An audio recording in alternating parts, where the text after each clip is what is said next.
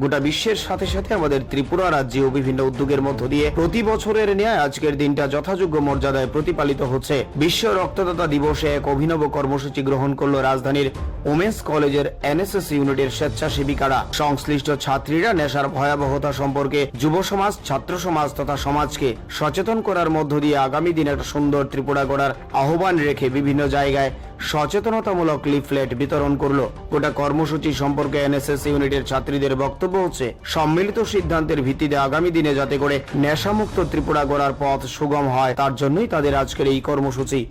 Blood donation day, তো আমরা পরিকল্পনা নিয়েছি যে এই সুন্দর ত্রিপুরাকে নেশামুক্ত করে গড়ে তোলার জন্য। তো সব ভাই বোন যদি সম্মত হয় তাহলে এই নেশামুক্ত ত্রিপুরা গড়ে তোলা সম্ভব, হয়তোবা এটা সম্ভব নয়।